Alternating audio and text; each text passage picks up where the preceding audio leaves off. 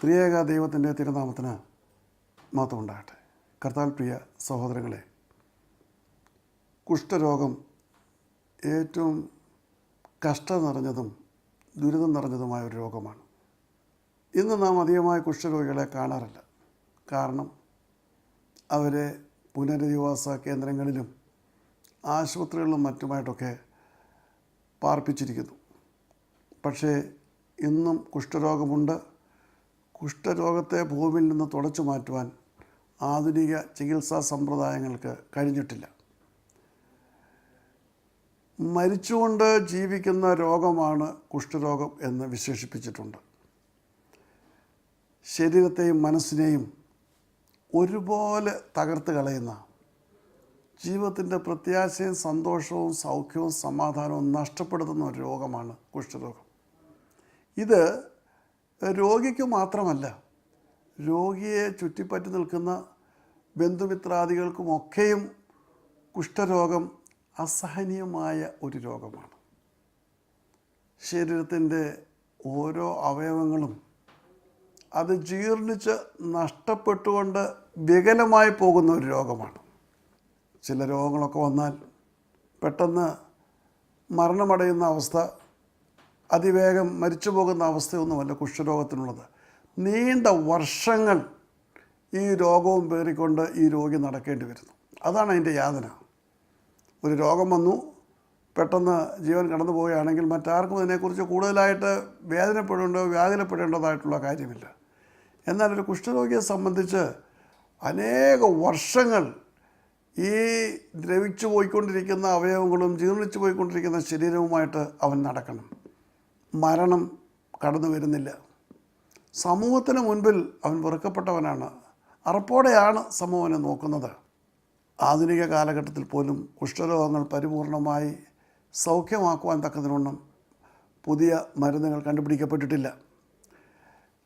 പഴയ നിയമകാലത്ത് കുഷ്ഠരോഗത്തെ ദൈവത്തിൻ്റെ ഒരു ശിക്ഷയായിട്ടാണ് കണക്കാക്കിയിരുന്നത്.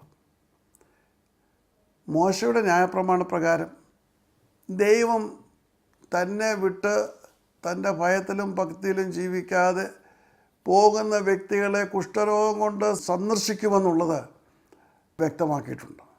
നാം ലേവ്യ പുസ്തകം 13-14 അധ്യായങ്ങൾ വായിക്കുമ്പോൾ അവിടെ വളരെ വ്യക്തമായിട്ട് കുഷ്ഠരോഗത്തെക്കുറിച്ച് വിശദമായിട്ട് ദൈവം മോശയോട് കൽപ്പിക്കുന്നുണ്ട്. അപ്പോൾ അതിൽ പ്രധാനപ്പെട്ട ഒരു കാര്യം, അതിൻ്റെ 13-ാം അധ്യായത്തിൻ്റെ, അതായത് ലേവ്യ പുസ്തകം 13-ാം അധ്യായത്തിൻ്റെ 45-ാം വാക്യത്തിൽ പറഞ്ഞിരിക്കുന്ന ഒരു കാര്യം, കുഷ്ഠരോഗി പോകുമ്പോൾ അവൻ അശുദ്ധൻ അശുദ്ധൻ എന്ന് വിളിച്ചു പറയണം. അത് വിളിച്ചു പറയുന്നത്, ആ കുഷ്ഠരോഗി അശുദ്ധൻ അശുദ്ധൻ എന്ന് വിളിച്ചു പറയുമ്പോൾ മറ്റുള്ളവർ അവനിൽ നിന്ന് അതിദൂരത്തൂടെ സഞ്ചരിക്കുവാൻ വേണ്ടി ഒരു നിശ്ചിത ദൂരം ക്രമീകരിച്ച് ആ ദൂരത്തിനപ്പുറം മാത്രമേ മറ്റുള്ളവർക്ക് കടന്നു പോകാൻ കഴിയൂ. പുള്ളിവൻ അശുദ്ധൻ അശുദ്ധൻ എന്ന് വിളിച്ചു പറയുമ്പോൾ ആൾത്തിരക്കുള്ളിടത്ത് ഇവന് പോകുവാൻ കഴിയുകയില്ല. അവൻ അശുദ്ധൻ അശുദ്ധൻ എന്ന് വിളിച്ചു പറയുമ്പോൾ മറ്റുള്ളവർ അവനെ വിട്ട് 10-12 അടി ദൂരത്തൂടാണ് കടന്നു പോകേണ്ടത്. 18-ാം ശതകത്തിൽ ഇംഗ്ലണ്ടിൽ ഇപ്രകാരമായിരുന്നു. അത് പല രാജ്യങ്ങളിലും ഇപ്രകാരമായിരുന്നു. അവർ മണിയടിക്കും, കുഷ്ഠരോഗികൾ മണിയടിച്ചുകൊണ്ടാണ് കടന്നു പോകുന്നത്. അപ്പോൾ ഈ മണിയടി കേൾക്കുമ്പോൾ തന്നെ ആളുകൾ അവരെ വിട്ട് അകന്നകന്നു പോകുന്ന ഒരവസ്ഥയാണ് ഉണ്ടായിരുന്നത്.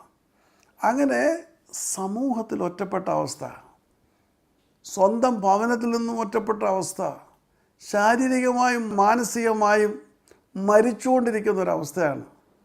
തിരുവചനം നാം പഠിക്കുമ്പോൾ ഏതാണ്ട് 10-ലധികം സംഭവങ്ങൾ കുഷ്ഠരോഗത്തെക്കുറിച്ച് തിരുവചനത്തിൽ പ്രതിപാദിച്ചിട്ടുണ്ട്. അതിൽ 21 വ്യക്തികൾ ഉൾപ്പെടുന്നതായിട്ട് നമുക്ക് കാണുവാൻ കഴിയും. അപ്പോൾ ഈ കുഷ്ഠരോഗം എന്ന് പറയുന്ന ഏറ്റവും ക്രൂരമായിട്ടുള്ള രോഗം യാതന അനുഭവിച്ചുകൊണ്ടിരുന്ന ഒരു വ്യക്തി യേശുവിൻ്റെ അടുക്കിലേക്ക് വന്നു. മറ്റൊരു പ്രധാനപ്പെട്ട കാര്യം, കുഷ്ഠരോഗി തൊടുന്നവനോ അശുദ്ധനായിത്തീരും. പിന്നീട് യഹൂദ സഭയുടെ നിയമപ്രകാരം അവൻ ശുദ്ധീകരണം പ്രാപിച്ചെങ്കിൽ മാത്രമേ വീണ്ടും ദേവാലയത്തിലോ ഭവനത്തിലോ ഒക്കെ ചെല്ലുവാൻ കഴിയുകയുള്ളൂ. അങ്ങനെ മറ്റുള്ളവരെ സ്പർശനം കൊണ്ട് അശുദ്ധമാക്കുന്ന ഒരു രോഗമാണ് കുഷ്ഠരോഗം.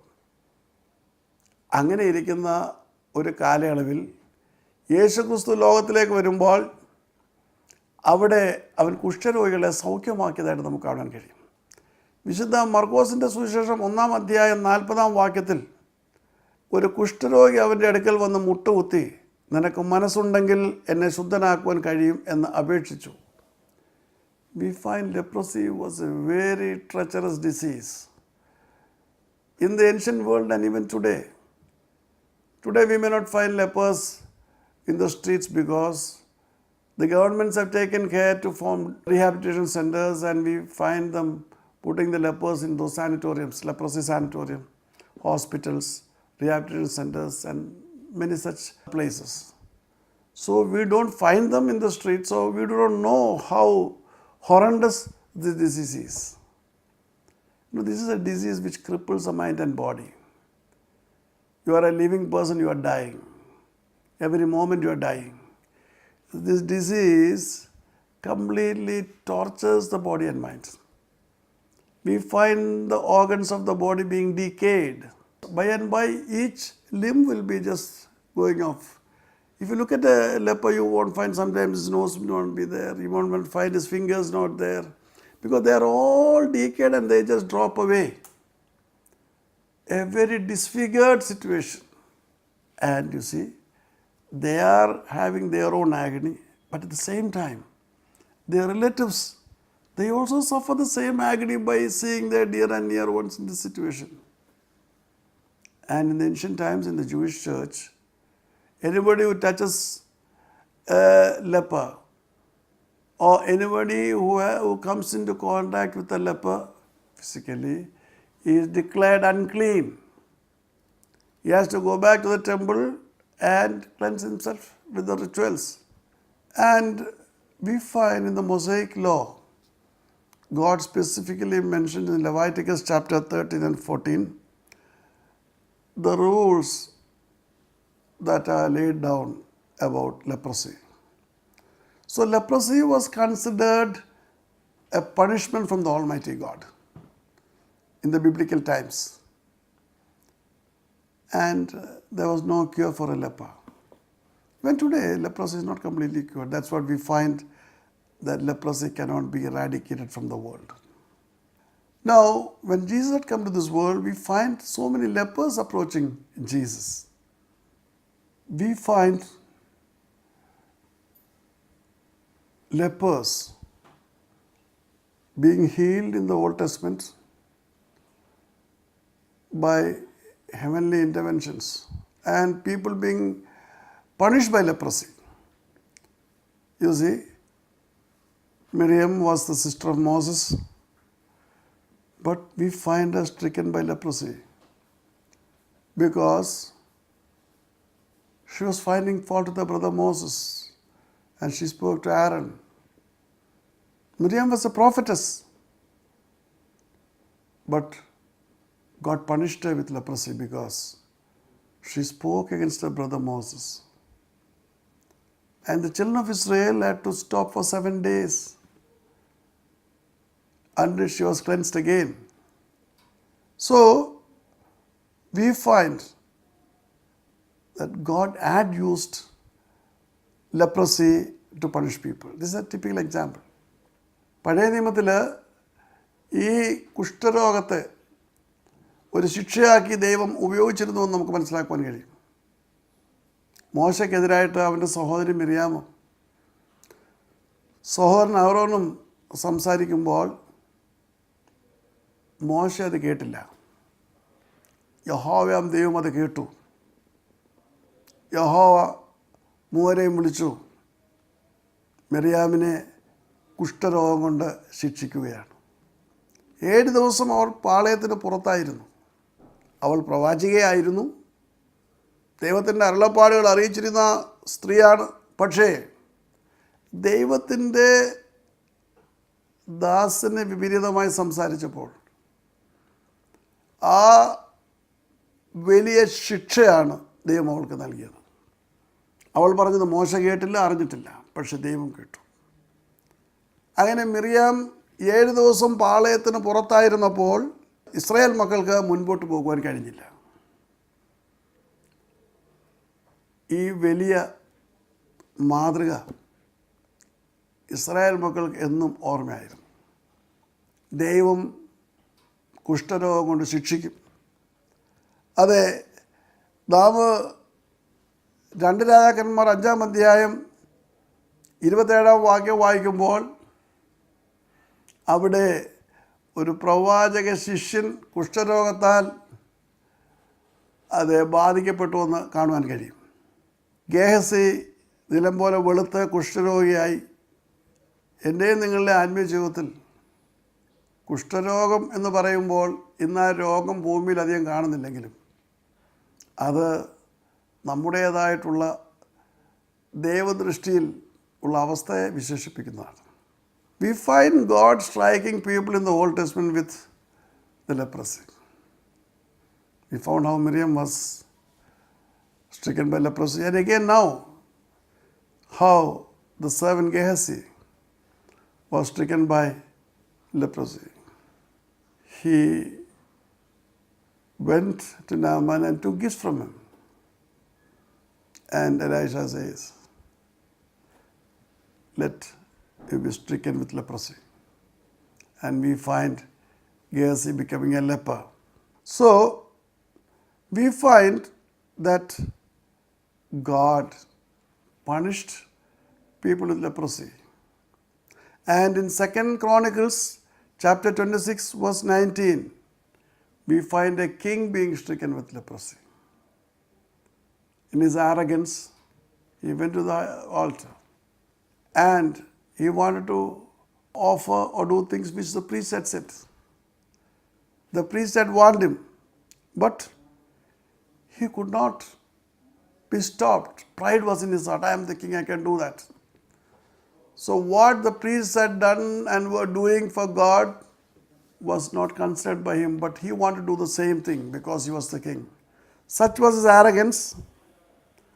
And we find the moment he touched the place, the most holy place, God strikes him with leprosy and he had to be carried away from there.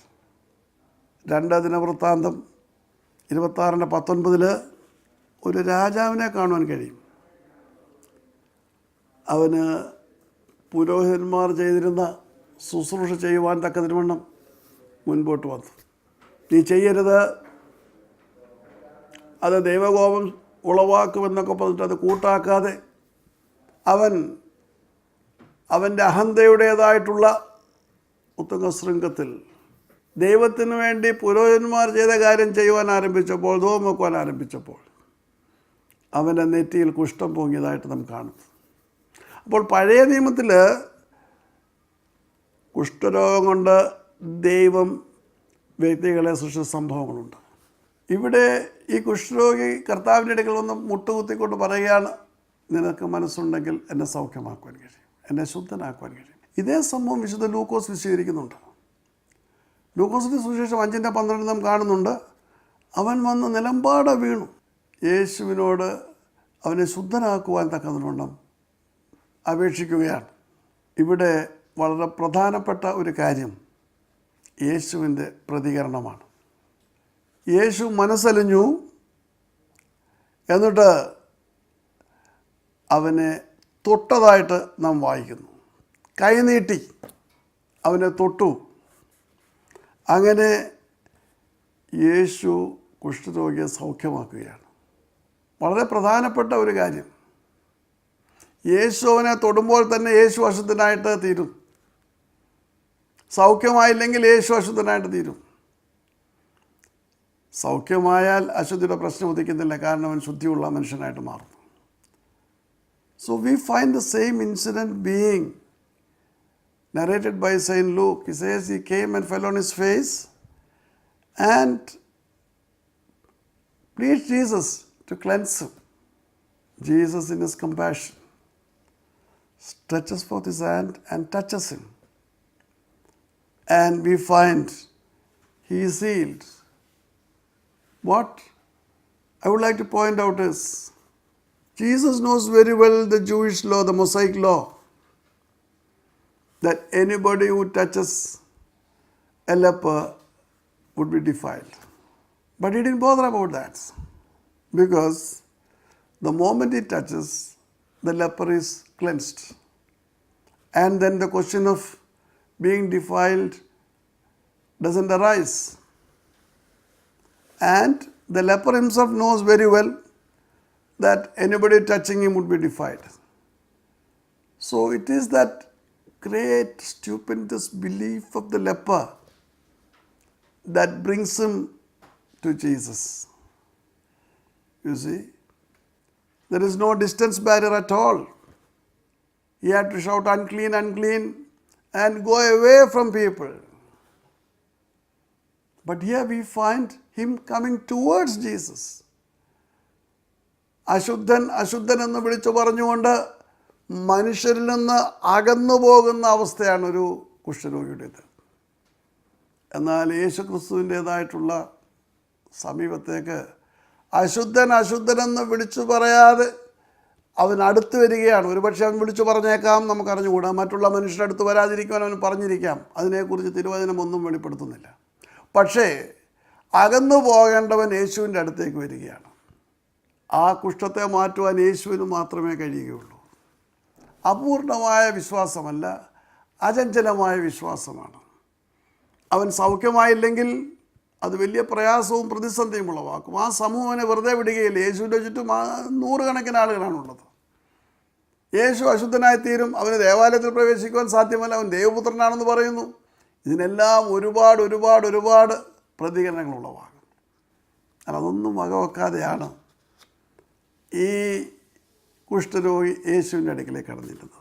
V find this leper approaching Jesus, ignoring all the possibilities of failure. Normally he should go away from the people, but he is coming toward Jesus. ദൂരെ നിൽക്കുകയല്ല.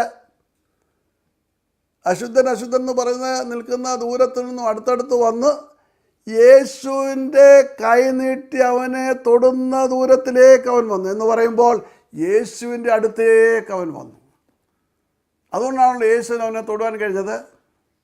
യേശു നടന്നു എന്നല്ല അവനെ തൊടുന്നത്, തൻ്റെ അടുക്കൽ തൻ്റെ മുമ്പിൽ വീണ് കിടക്കുന്ന, നിലമ്പാട് വീണ് മുഖപൂർത്തി കിടക്കുന്ന, തന്നെ സൗഖ്യമാക്കുവാൻ യാചിച്ചുകൊണ്ട് കിടക്കുന്ന അവനെ യേശു കൈനീട്ടി അവനെ തൊടുകയാണ്. അവൻ സൗഖ്യം പ്രാപിക്കുന്നതായിട്ട് നാം കാണും.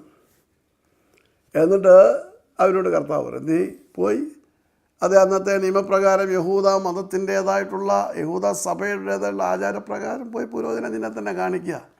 അവരാണ് സാക്ഷ്യപത്രം നൽകേണ്ടത് ഇവൻ കുഷ്ഠരോഗത്തിൽ നിന്ന് സൗഖ്യമായി എന്ന്. So we find him approaching Jesus. There is no distance between the leper and Jesus. It came so near and he fell on his face right in front of him.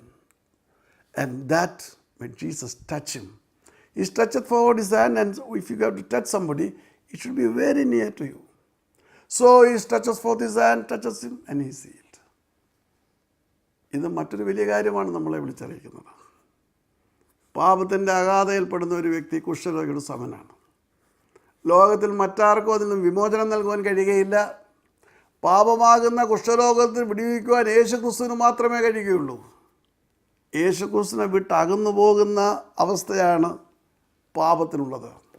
പാപിയായ മനുഷ്യൻ യേശുക്രിസ്തുവിനെ വിട്ട് അകന്നു പോവുകയാണ്. ഒരു കുഷ്ഠരോഗിയെ പോലെ യേശുവിനെ വിട്ട് സമൂഹം വിട്ട് ഒക്കെയും അകന്നകന്നു പോകുന്ന അവസ്ഥയാണ് പാപത്തിൽ വീണ് കിടക്കുന്ന ഓരോരുത്തർക്കും ഉണ്ടാകുന്നത്. എന്നാൽ യേശുവിൻ്റെ അടുക്കിലേക്ക് വന്ന കുഷ്ഠരോഗിയെ പോലെ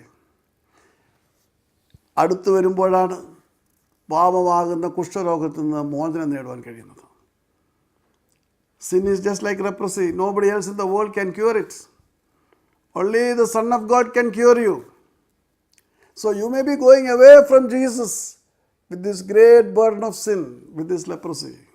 But when you come to Jesus, Jesus can forgive your sins and heal you completely. Maybe you are all alone. Everybody must have hated you. You are all alone in society. You are discarded from the church. Your family must have discarded you because of your sinful life. Just as a leper. Just as a leper, you are isolated maybe because of your sinful way of life. But remember, Jesus is always there to accept you as you are. He is not bothered about your sin. He is there, ever present to receive you when you go and fall at his feet. He is there to touch you and heal you. അതെ, യേശുവിന് നിൻ്റെ കുഷ്ഠരോഗം ഒരു പ്രശ്നമല്ല. സമൂഹം നിന്നെ ഒറ്റപ്പെടുത്തിയേക്കാം, സഭ നിന്നെ പറഞ്ഞു വിട്ടേക്കാം, നിൻ്റെ ഭവനത്തിൽ നിന്ന് നീ നിഷ്കാസിതനായേക്കാം. പക്ഷേ ഇതൊന്നും യേശുവിന് പ്രശ്നമല്ല. നിൻ്റേതായിട്ടുള്ള പാപരോഗം മൂലം, പാപത്തിൻ്റെ സ്വഭാവം മൂലം, കുഷ്ഠരോഗം പോലെ നീ ഒറ്റപ്പെട്ടവനായി തീർന്നേക്കാം, അവഗണിക്കപ്പെട്ടവനായി തീർന്നേക്കാം. പക്ഷേ യേശുവിന് ഇതൊന്നും ഒരു പ്രശ്നമല്ല. യേശുവിൻ്റെ അടുത്തേക്ക് കടന്നു വരുമ്പോൾ നീ അവൻ്റെ സന്നിധിയിൽ നിന്നെ ശുദ്ധീകരിക്കുവാൻ തക്കവണ്ണം അപേക്ഷിക്കുമ്പോൾ അവന് അവൻ്റെ പുണ്യമുള്ള രക്തം കൊണ്ട് നിന്നെ ശുദ്ധീകരിക്കും, സമ്പൂർണ്ണമായി ശുദ്ധീകരിക്കും. നിൻ്റെ കുഷ്ഠരോഗം എത്ര പഴക്കമുള്ളതായാലും, നീ ഏത് വലിയ കഠിന പാപം ചെയ്തവനായിരുന്നാലും, കഠിനമായ പാപത്തിനടിമയായിരുന്നാലും, യേശു നിൻ്റെ പാപത്തെ ക്ഷമിക്കും. കുഷ്ഠരോഗത്തെ സൗഖ്യമാക്കിയതുപോലെ അവൻ നിൻ്റെ പാപത്തെ ക്ഷമിക്കും. മാത്രമല്ല, നിന്നെ അവൻ സൗഖ്യമാക്കും എന്ന് പറയുമ്പോൾ നിൻ്റെ പാപം ക്ഷമിക്കും, നിന്നെ ഒരു പുതിയ സൃഷ്ടിയാക്കി മാറ്റും. ഒരുവൻ ക്രിസ്തുവിലാൽ പുതിയ സൃഷ്ടിയാകുന്നു. പഴയത് കഴിഞ്ഞുപോയി. നിൻ്റെ കഴിഞ്ഞകാല ജീവിതത്തിൻ്റെ എല്ലാവിധ അനുഭവങ്ങളും കഴിഞ്ഞുപോയി, എല്ലാ അവസ്ഥകളും കഴിഞ്ഞുപോയി. നീ കുഷ്ഠരോഗിയായിട്ട് നടന്ന കാലങ്ങളിൽ നിന്നെ അവഗണിച്ചവർ, നിന്നെ പരിഹസിച്ചവർ, നിന്നെ തള്ളിക്കളഞ്ഞവർ, നിന്നെ ഒറ്റപ്പെടുത്തിയവർ, അങ്ങനെ ഒരുപാട് അനുഭവങ്ങൾ, അതെല്ലാം മാഞ്ഞു പോവുകയാണ്. ഇതാ നീ ഒരു പുതിയ സൃഷ്ടിയാവുകയാണ്. കുഷ്ഠരോഗം മാറിക്കഴിയുമ്പോൾ പൂർണ്ണ ആരോഗ്യമുള്ള, അതേ പൂർണ്ണമായിട്ടുള്ള എല്ലാ അവയവങ്ങളുമുള്ള ആരോഗ്യദൃഢഗാത്രനായ ഒരു മനുഷ്യനാണ് നീ തീരുന്നത് പോലെ നിൻ്റെ പാപത്തിൻ്റേതായിട്ടുള്ള അവസ്ഥകൾ ക്ഷമിക്കപ്പെടുമ്പോൾ നീ ഒരു പുതിയ മനുഷ്യനാവുകയാണ്. അതുകൊണ്ടാണ് അപ്പോസ്തലൻ പറയുന്നത്, ഒരുവൻ ക്രിസ്തുവിലായാൽ അവൻ പുതിയ സൃഷ്ടിയാകുന്നു, പഴയത് കഴിഞ്ഞുപോയി. അതുകൊണ്ട് യേശുവിൻ്റെ വിളി കേട്ട് യേശുവിൻ്റെ ഇടയിലേക്ക് വന്ന കുഷ്ഠരോഗിയെ പോലെ നമ്മുടെ പാപഭാരങ്ങളുമായിട്ട് കടന്നില്ല, നമ്മെ തന്നെ ശുദ്ധീകരിക്കുവാൻ തക്കവണ്ണം യേശുവോട് അപേക്ഷിക്കാം. അവൻ്റെ മുറിഞ്ഞ കരങ്ങൾ നമ്മളെ സ്പർശിക്കും, നമ്മെ ശുദ്ധീകരിക്കും. യേശുവിന് വേണ്ടി ഒരു പുതിയ സൃഷ്ടിയാക്കി നമ്മെ മാറ്റുവാൻ കഴിയും. അതിന് ദൈവത്തിൻ്റെ പരിശുദ്ധാത്മാവ് നമ്മെ സഹായിക്കട്ടെ. നമുക്ക് പ്രാർത്ഥിക്കാം.